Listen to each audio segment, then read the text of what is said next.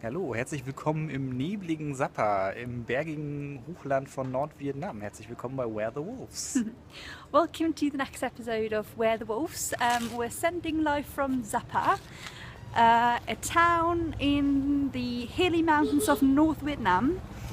Can't really see a lot of the hills at the moment because it's a bit foggy, as you might see. Anyway, the last time we checked in with you, it was similarly grey, but we had some lovely days of sunshine in between then and now, and obviously got some videos and photos to show you. Ja, auch wenn es letztes Mal, als wir uns aus Hoi angemeldet haben, auch ein bisschen grau war, hatten wir zwischendurch eigentlich sehr, sehr schönes Wetter und zeigen euch jetzt mal, was wir in letzter Zeit so erlebt haben. Diese schönen Laternen hier gehören zu Hoi An, einer kleinen Stadt an der vietnamesischen Küste, die eine ganz schöne Altstadt hat und sogar UNESCO-Weltkulturerbe ist. Hoi An is actually a UNESCO World Heritage Site, and the old town is quite interesting.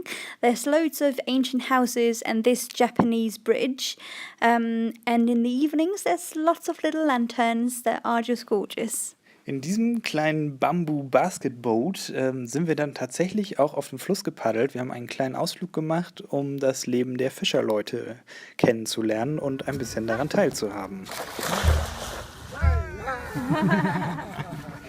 Next day we had a go at paddling with a bamboo basket boat and learned about the life of local fishermen and their techniques. Von meinem so mittelprächtig gelungenen Versuch, ein Netz zu werfen, gibt es zum Glück nur Fotos. Maisis Bemühungen wollen wir euch hier im Bewegtbild nicht vorenthalten. As this was actually part of a cooking course, we then attempted to catch our own lunch.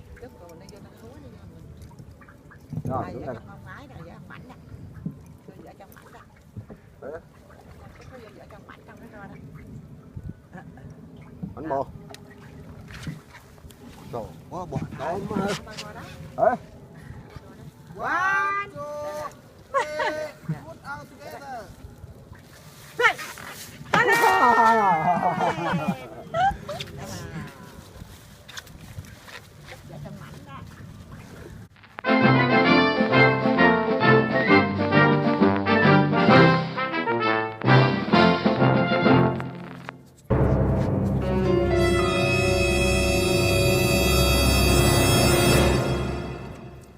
My second attempt was slightly more elegant, but we still didn't catch any fish. Trotz unserer ausgefeilten Technik ist uns leider kein Fisch ins Netz gegangen. Für den anschließenden Kochkurs waren aber zum Glück auch Zutaten eingekauft. Und wir haben köstliche Frühlingsrollen, Bananenblütensalat und allerlei anderen leckeren Kram hergestellt. Luckily, we bought some other things for our cooking class and made some spring rolls, rice pancakes, as well as banana flour salad, and all of it was simply delicious.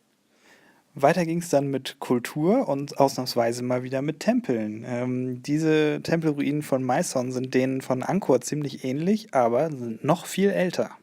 The next day it was time for some temples because we hadn't seen any in quite a while, and we had a look at these ones. They are similar to Angkor Wat but about 200 years older.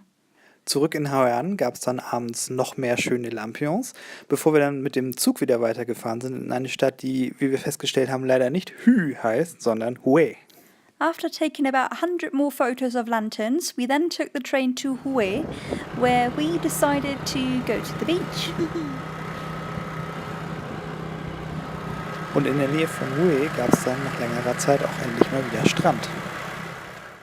The beach was already occupied, so we took the scooter back to the city and explored the so-called Imperial Citadel. Als es in Vietnam noch Kaiser gab, haben diese Kaiser in Hue residiert und wir haben uns die alten Palast- und Tempelanlagen aus dieser Zeit mal angeguckt. So this is where Vietnamese emperors resided for many hundred years, and you can see that we're getting further north as the Chinese influence becomes a bit more apparent. So there's funny animals and nice gates and temples. Und hier kann man auch ganz gut sehen, dass wir weiter nach Norden gekommen sind, weil bei der Architektur der chinesische Einfluss hier doch sehr deutlich zu sehen ist. Einen Tag später saßen wir schon wieder auf dem Bock. Diesmal haben wir den Phang Nga Nationalpark erkundet, wo es krasse Berge und vor allem große Tropfsteinhöhlen zu erkunden gibt. Und ein paar interessante Begegnungen haben wir allerdings auch gemacht. Having seen plenty of temples, we spent the next day on a scooter exploring the Phang Nga National Park. The park is famous for its mountains and its enormous caves. On the way to the Paradise Cave, we had some interesting encounters.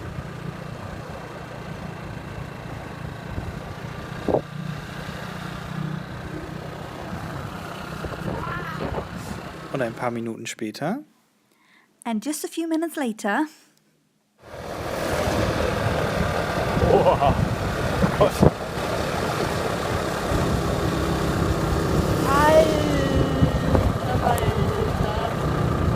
Ah! Fuck! Es sind nur Kühe. Die haben mehr Angst vor uns als wir vor ihnen. Stand off. Ja, wir wollen nur vorbei. Ah. Warte mal, wir lassen den hinter uns mal. Ah, jetzt geht's. Alles gut, wir tun euch nichts. Hallo. Wir haben es dann zum Glück lebend an diesen wilden Biestern vorbeigeschafft und haben die Paradise Cave besucht. Die Höhlen sind eigentlich die Hauptattraktion des Parks. Einige der größten Höhlen der Welt liegen dort. Die Paradise Cave ist immerhin gut 30 Kilometer lang. Gut 1 Kilometer davon haben wir erkunden können. We did eventually make it to Paradise Cave alive and well, and we were very impressed with what we saw. The cave is enormous. It's about 30 kilometers long, but we could actually only explore the first kilometer, and we're already pretty impressed by what we saw. So that's it from us. We are sort of wandering through the fog here, trying to find a place to eat, and we'll check in with you soon, hopefully. So, das war's jetzt erstmal von uns. Morgen gehen wir wandern. Das wird bestimmt auch sehr schön, das zeigen wir euch aber nächstes Mal. Jetzt suchen wir uns erstmal was zu essen. Auf Wiedersehen. Bis bald.